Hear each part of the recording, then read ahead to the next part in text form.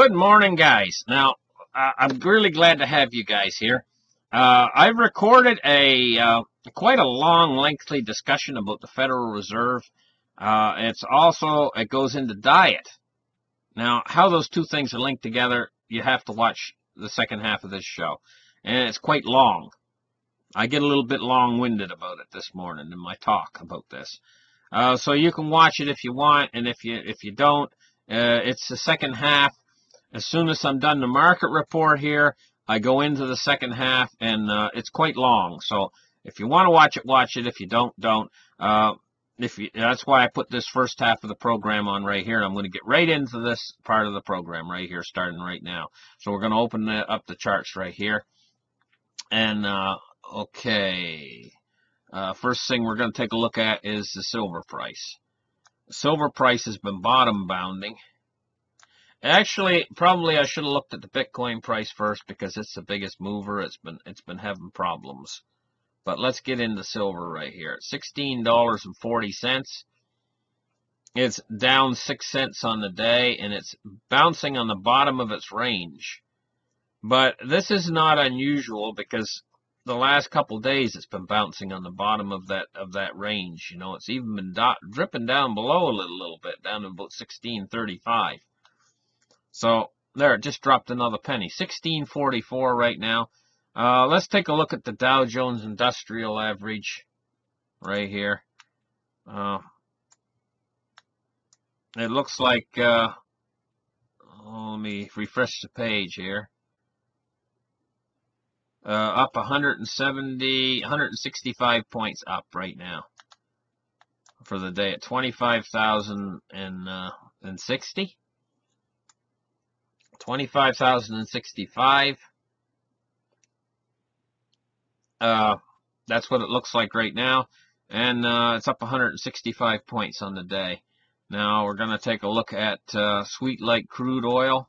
It's up 61 cents at $60.73 right now. So now we're going to take a look at Bitcoin. Bitcoin is starting to come back up a little bit. It was down as low as $8,300. You know, at Bitstamp. It's up at 91 and 18 right now. I was wondering where the bottom was going to set, and I think the bottom has set there at 83.66. I was hoping it would go down to about $6,000, you know. That's what I was hoping, but no, she didn't. 83.66.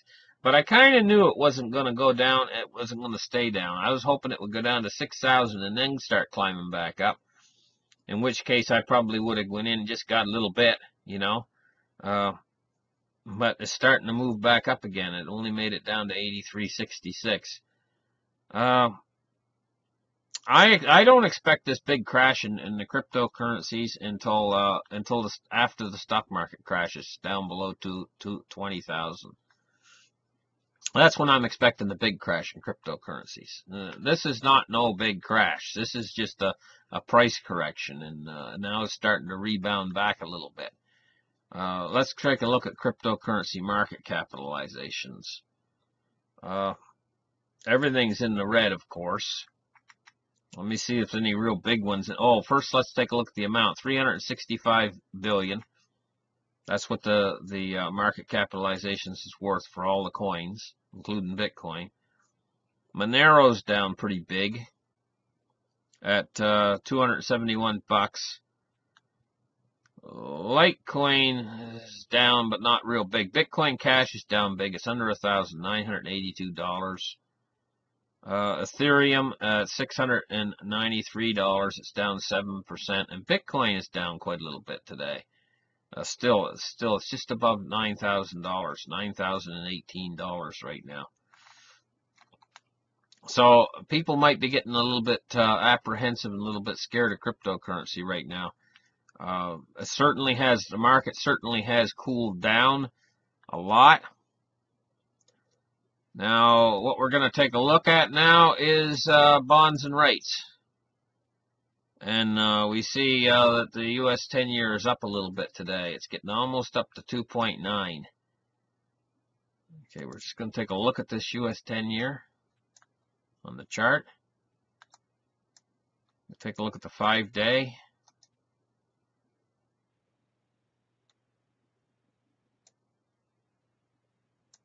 And we see it spiked upwards a little bit.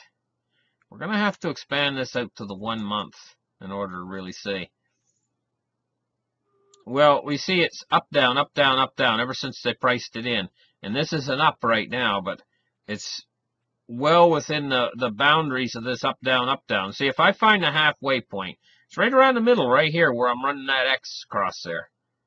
That's the middle of where it goes up and down. So right now we're a little up, but it'll probably come back down around that line right there is where it's been running. And I think I see it staying there, roughly where that line is, until April. Then I see it starting to take and leave this. It's going to leave this behind, this area right here around 2.89 or 2.9 or 2.85 or whatever it's been running at for the last while. It's going to leave that and going to start to head up to 3%. And it's going to break 3%. And then it's going to start to go like 3.05 and 3.1 and 3.15 and so on. It's going to keep going. When it gets up to 3.25, look out. That's my prediction, is 3.25. I think that's when the crash is going to start, around there. Let's take a look at the U.S. dollar index. 90.21. That's as range bound. It's been as range bound as the bonds.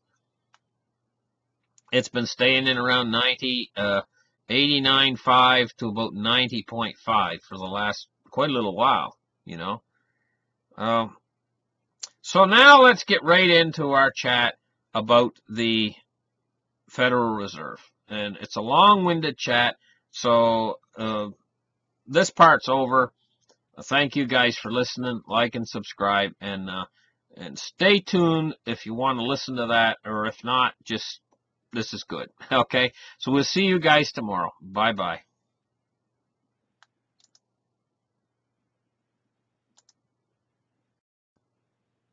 Well, what we're going to talk about is the Federal Open Market Committee. Now, I'll tell you what the Federal Open Market Committee actually is. It is actually the Federal Reserve. It's called the FOMC. And the thing is this whole thing was structured and put together back in around 1913, 1914.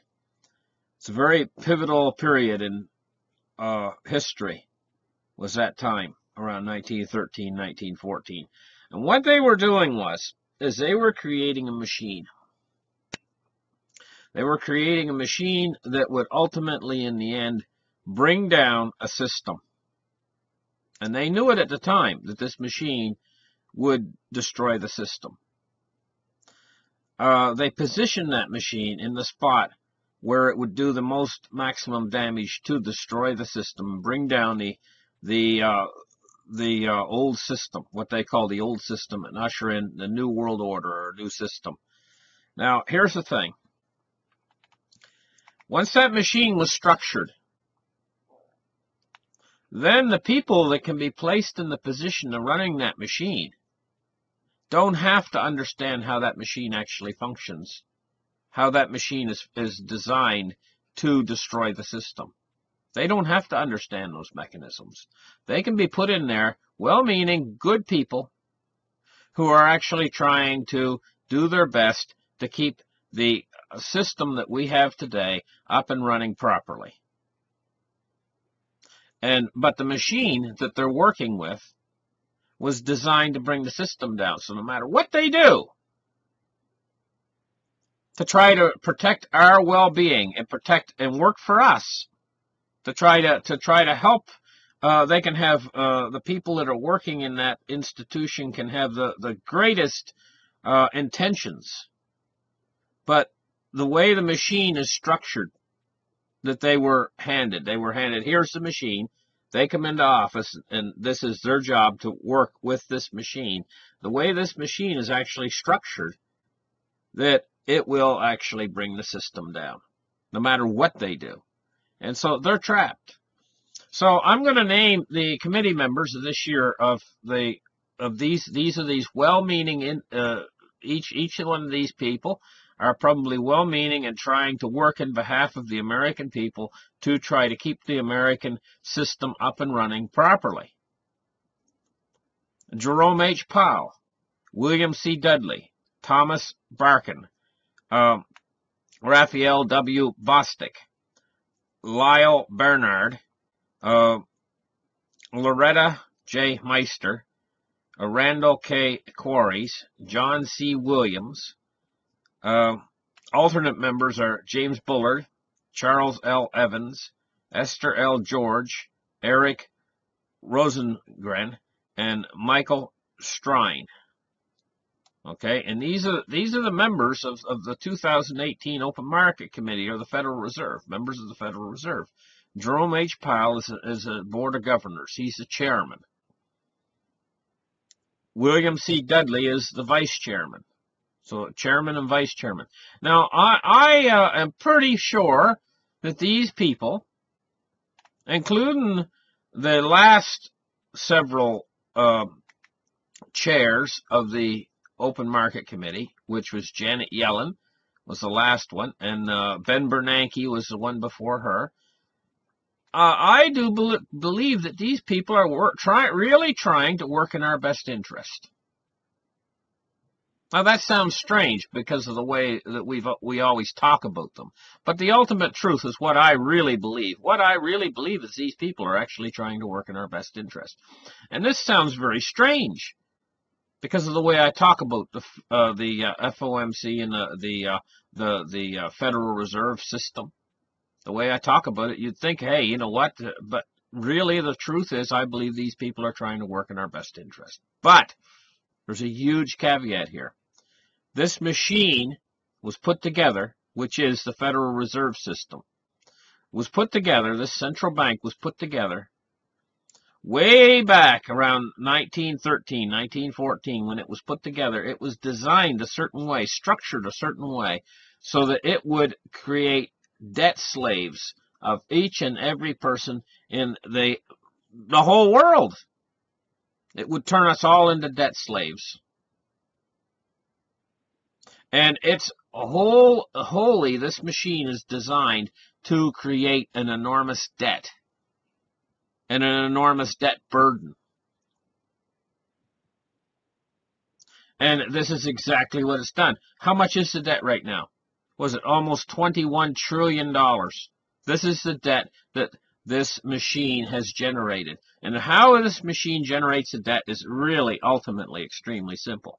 This machine creates the money. And every time it creates a new dollar, that new dollar interest needs to be paid on that new dollar. But what the machine does is it does not create the dollar to pay the interest with.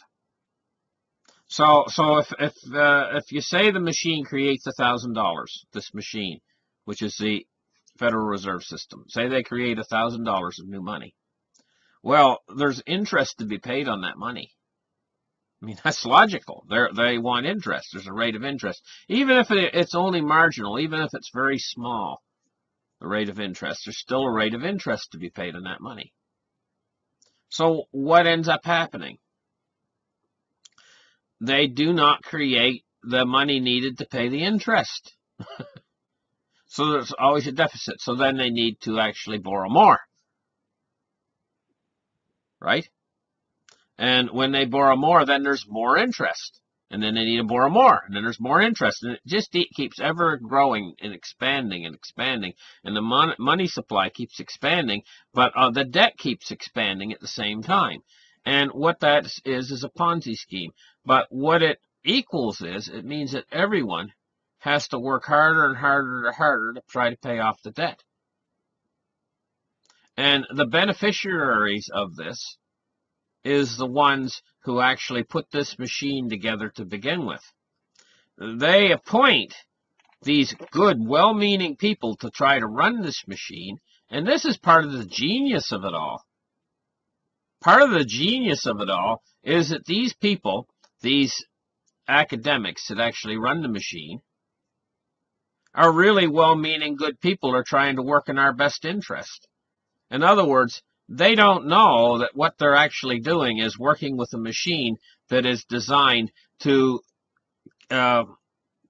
ultimately, in the end, fold up the entire system. And ultimately, in the end, they're in a trap. Now they've finally reached the conclusion of this game, where the Ponzi scheme actually folds in upon itself. There's no way out of this situation, because at this point, the system is starting to contract. See, there would be a way out. If this world were absolutely huge, if we were able to conquest new areas of space and keep spreading out our businesses wider and wider and wider, we could keep working with this ever-expanding debt. That's expanding exponentially. But ultimately what happens is this world is finite. And so what's happened is the industry and the expansion of humanity in this planet now is actually starting to contract. We've reached the limit of how far we can go. We've cut down all the rainforests and everything else. We had our first major contraction in 2008. And so what we did is these well-meaning people within the FOMC, within the Federal Reserve System, decided to lower their interest rate down as low as they could lower it during this crisis situation, so that they could lend out a lot more money, so that they could expand the monetary base, so that they could make everything good again during the contraction.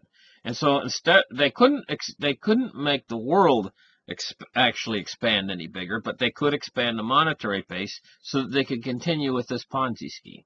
And that's what they've done. And they've swelled that monetary base bigger and bigger and bigger. So what ultimately happened in the end is this monetary base now wants to shrink back. And they've realized that they have to shrink it back. So now they're trying to shrink it back. But the problem is this can't be done. Because as it shrinks back, it actually starts to contract.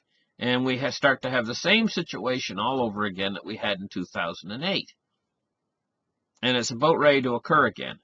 Then there's only one move that these people can make. There's only one direction that they're going to be able to move in.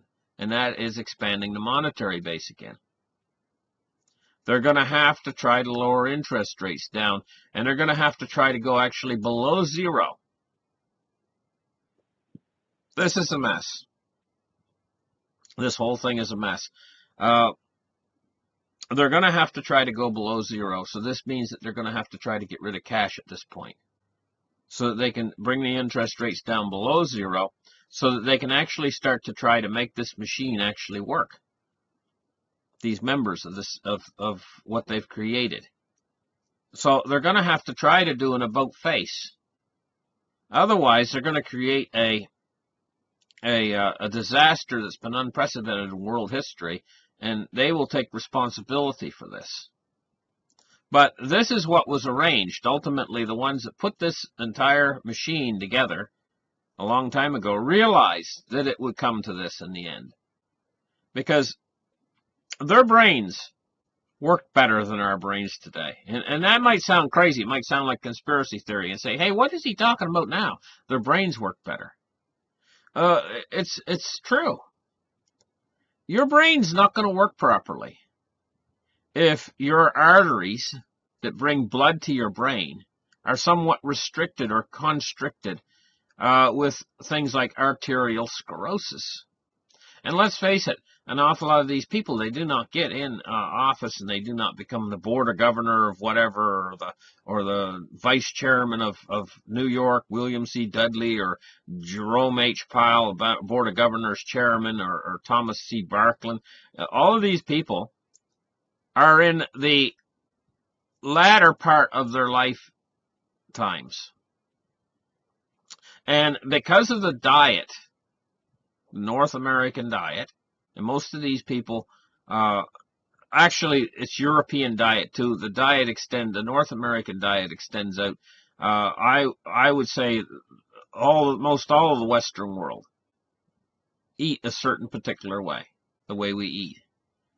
And the way we eat is Now, see, I'm getting into a little bit of a different subject now, but it's important. And this is why I'm straying from the subject matter, is the way we eat causes arterial sclerosis, causes a plaque buildup. Not just in the arteries that lead to our heart. Most people are familiar with arterial sclerosis. They think about heart attack and stuff like that, or stroke. Yes, it can cause a stroke. That's the blood going to your brain.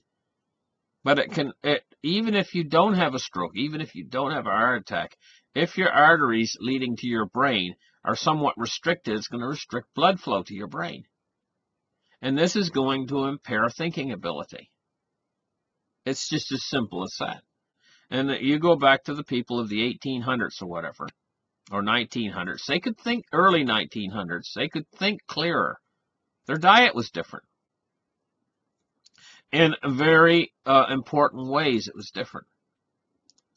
Our diet today, the Western diet, the diet of the whole Western world, which is a good chunk of the world, is a diet that is very rich in carbohydrates.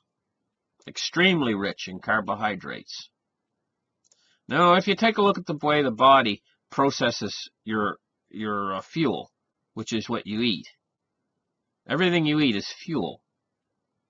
Well, you can have a diet. You have to have fuel in order to survive.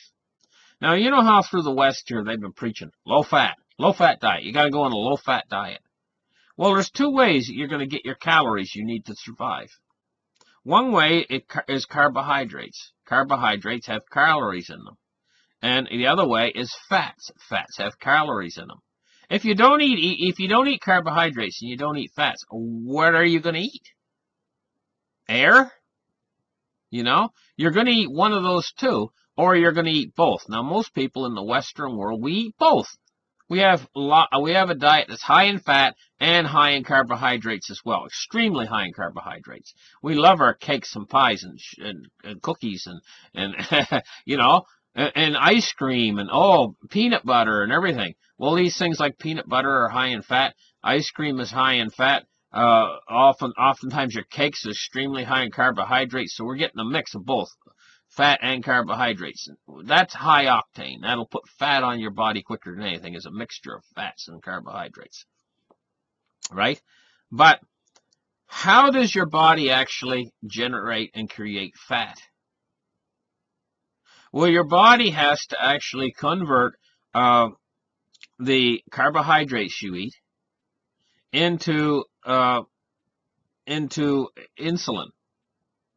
Now, without insulin in your body, if you don't have any insulin, you can't possibly make fat in your body.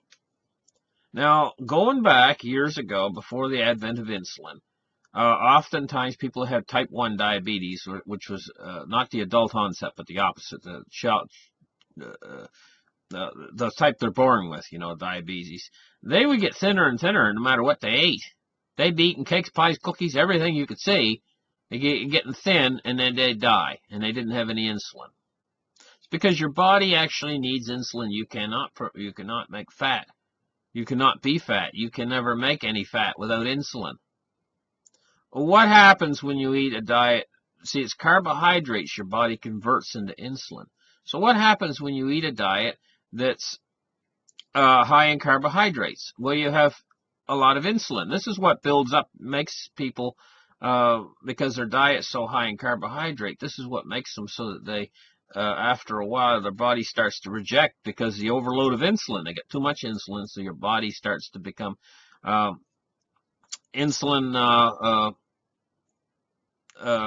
it starts to reject it. It's the first step of diabetes because you got too much insulin. You're creating too much insulin.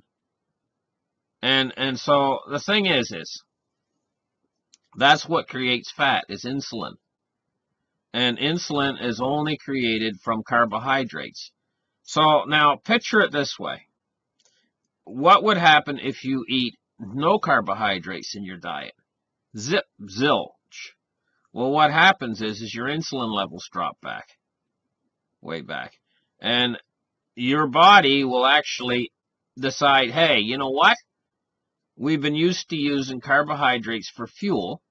It's like gasoline. It's what it's normally what your body will use if you eat a lot of carbohydrates. Your body is using that for fuel. When you get up in the morning and you crave some sweets or something, you crave a piece of bread or whatever, you eat that, say you have some toast with your breakfast. That toast gets converted into insulin. And what happens is it gives you energy or fuel. And so this is the way we eat here in the North American diet. We eat a lot of insulin. And it's fuel.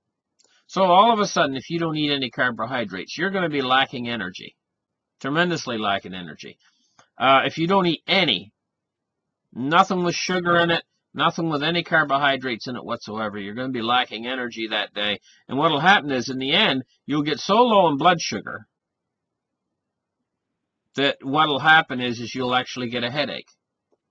Well, that headache is your body's way of saying, hey, you know what? Our brain tissue's starting to die. We can't, this is unacceptable. What your body will say is, you know what, we got to switch over and we got to start to actually process something else for the insulin. We got to start processing something else to bring the blood sugar back up. So your body will actually go to your stored fat. And it won't let you die.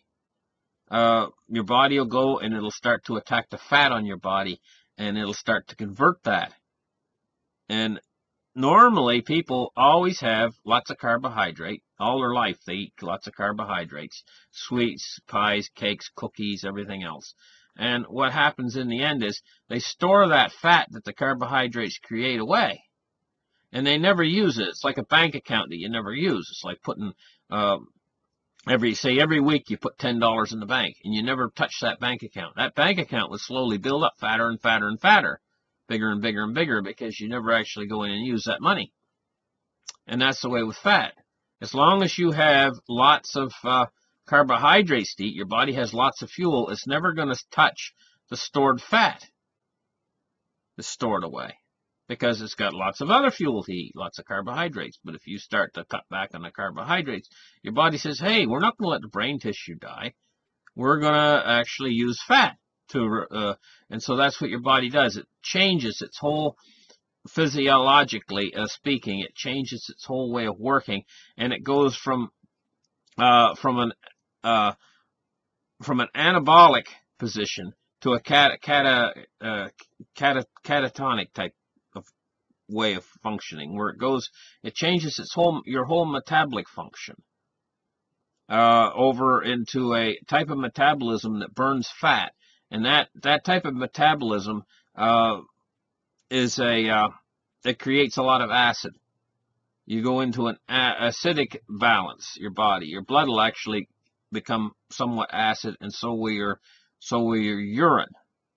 Now, this is dangerous for a person that has type 2 diabetes or diabetes, but it's not really dangerous for a person that doesn't have diabetes, this condition.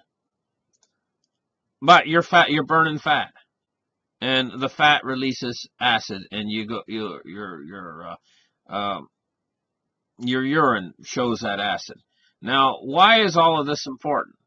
Why it's important? Because the buildup of plaque inside your system has everything to do with the buildup of fats.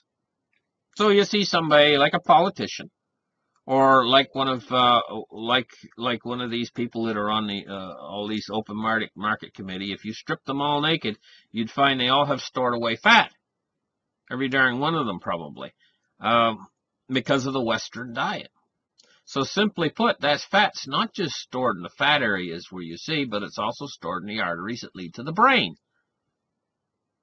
Myself included, because of our diet. This is the Western diet that causes this. How it functions is very similar to the Indians. When they first come over here, and they seen the Indians, where Indians could run for miles, and they had a ripped abdomen. You could actually, what they call ripped, I mean, you could see the muscles. You could see like what they call a six-pack in their abdomen.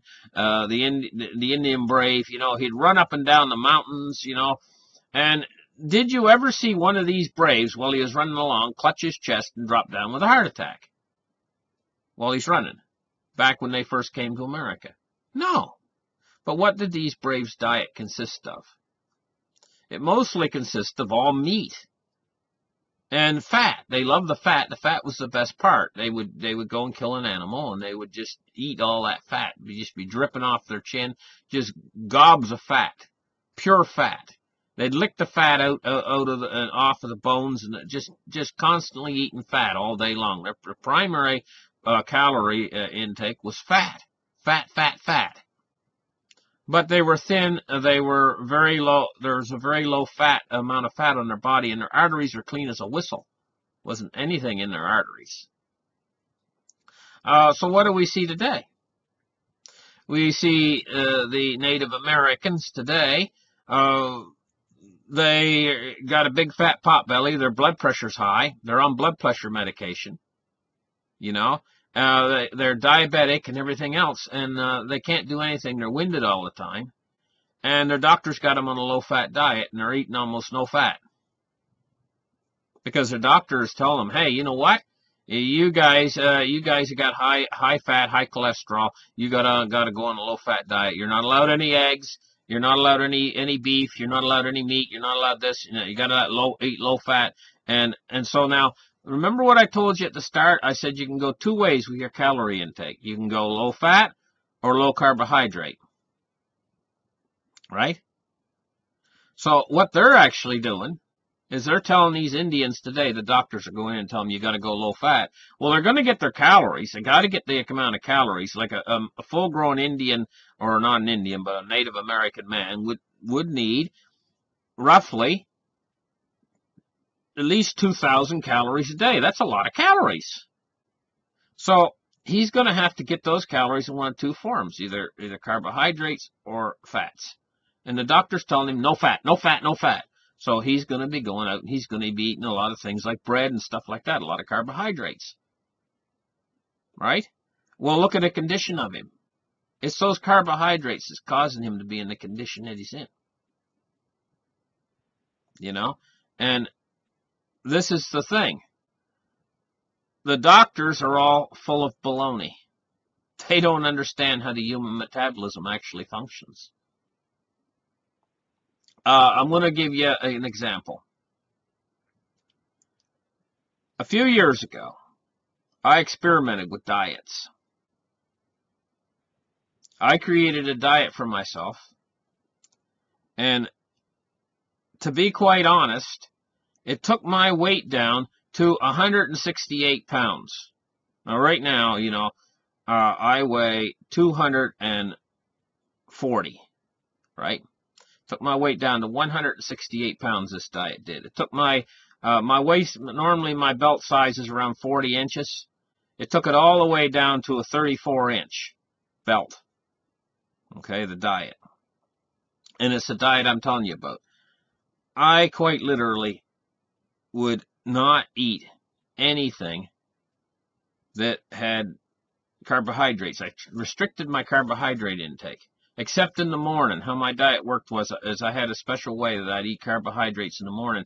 And I found that by eating carbohydrates, actually it made it more intensive than if I didn't eat any carbohydrates. I found the method of doing that so that I'd eat carbohydrates, but the way I would work it was I'd make it so that if I didn't eat carbohydrates, it would even work better the way I did it. So I utilized the carbohydrates in a certain way, so that it would strip the carbohydrates out of my system, and it would create a condition. Anyway, I lost all this weight, and I got pretty ripped when I was at my lowest. I could actually see my six-pack and my muscles. You could see my muscle definition when I got down at my lowest weight, which was pretty low. So anyway, what I noticed happening is, before I went into this, before I did this diet, right, I weighed 275 or 280 pounds. I was getting up near 300 pounds, right? So before I went on that diet. And my blood pressure, before I went on that diet, was 170, 180. And they had me on blood pressure medication, but the blood pressure medication was doing good, to bring my blood pressure down to like 160, 150. Right? It's doing good. And I was on a lot of blood pressure medication just to bring it down that low. My blood pressure was off the hook, you know? So I went on that diet. What happened is my blood pressure on that diet dropped down so low, I had to almost entirely quit my blood pressure medications. And still, my blood pressure was so low that I should have been off the blood pressure medications completely, because if I stood up, I'd start to black out when I was in the worst of the diet. I probably shouldn't have been on blood pressure medication because my blood pressure wasn't staying high enough to suit the medication. Anyway, when I came off of that diet, I started to gain my weight back, and my blood pressure started to come back up again. Now, I'm still on the blood pressure medication. Before I was on the diet, I was on a big amount of blood pressure medication. But you know what I noticed is my blood pressure has never went back up to what it used to be. My blood pressure's good now. Even after I'm on the diet and I've gained the weight back, my blood pressure's still good. And I'm going to tell you why. Is because that diet stripped my arteries so clean. It stripped it set that condition of arteriosclerosis. That diet actually set that condition back by about probably 30 years. Right? So I'm building up plaque again now. Right? But that diet stripped me so clean, it made me like a 5-year-old kid.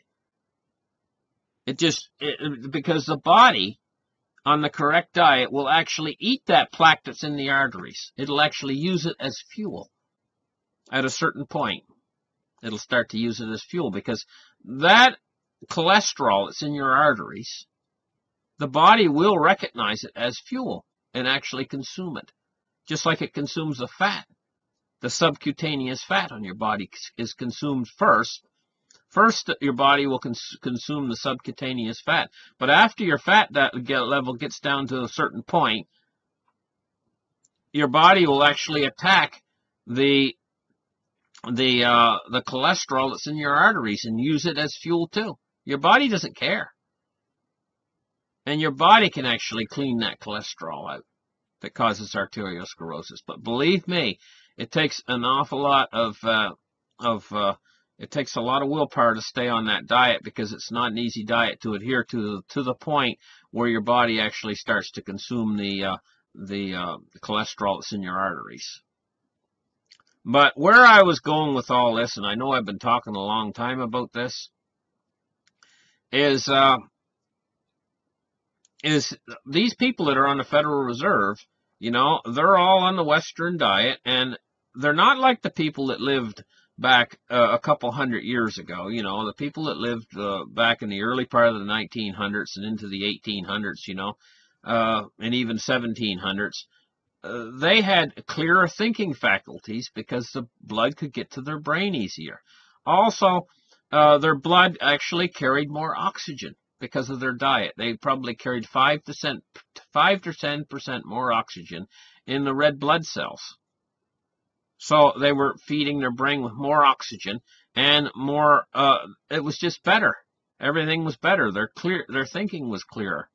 They did an episode of Star Trek, you know, and they had these beings that lived down in the mines called troglodytes. And Kirk came along, and he seen the troglodytes down in the mines, and he also seen the sky dwellers who lived up in the sky above them, in cities up in the clouds. And the troglodytes worked down in the mines as slaves, and the cloud dwellers kept them in that position. And Kirk viewed it all, and he said, listen, give these troglodytes masks so they don't have to breathe this gas that is clouding their minds and making it so they cannot think. And the sky dwellers didn't want to do that, because if they gave them masks, then they would be able to think clearly, and they wouldn't be slaves anymore. They would be free. And the problem with all of us is the foods that we're eating and the diet that we're on is clouding our minds and clouding our thinking abilities. Also, there's other factors involved. Things like for years and years they used copper in all of the water pipes everywhere. They're not using it so much anymore, but not only is the copper used, but every joint was welded together with soldered fittings that was full of lead. And they're still there. They haven't torn all that out yet, all that infrastructure that's got lead solder. It's all still there, and our water's being pumped through that. Stuff like that. Stuff like an awful lot of the people probably on the chairmans and everything on these border governors, if I were to open up their mouth, say Jerome Powell or William C. Dudley or Thomas Barkin or all of them, if I were to open up their mouth and say, let me examine your teeth, and I got a flashlight and a little thing and went in there, thing and went in there and looked at their teeth, I bet you I could spot fillings that are made out of mercury amalgam.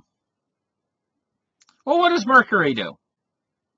Well, in the old days, they used to talk about people that work with mercury. There used to be people that work with mercury. So we can understand what mercury actually does. Go back to Alice in Wonderland. They had a character in there called the Mad Hatter. Why was he called mad? Because hatters used to work with mercury, and they used to go mad. They would go running down the street naked in the middle of the night, screaming. That's because they were having panic attacks. And that's the symptoms induced by mercury toxicity. Now, what's going to happen is pretty much a no-brainer if you stick a whole bunch of mercury in a person's mouth. What do you expect? You got to expect some irrational behavior. And depend on how much mercury you're going to stick in their mouth. If you're going to have a whole bunch of fillings, and I bet you a bunch of these ones here on the board of governors here probably have their mouth right full of mercury amalgam fillings. They haven't went in and taken them out because they just started replacing the mercury amalgam fillings in the past 5 or 10 years with fillings that are not made from mercury amalgam. But everything up until probably the last 5 or 10 years was mercury amalgam every time you went into the dentist. And believe me, we have a lot of cavities, and that's because of all the sweets and carbohydrates that we eat. So it's all starting to fit together, isn't it? Parts of the giant puzzle. But as far as that goes, I believe that most of these members of the Federal Open Market Committee or the Federal Reserve are probably well-meaning, and they're trying to keep the economy running the best way they know how. But the machine that they're working with is a machine that's fundamentally flawed from the ground up. And so the more they build on that machine, the worse the problem that they create. And eventually it leads to the whole thing melting down into an enormous problem for everyone. They're scared of this. They're scared. They know. They know that this is a mess.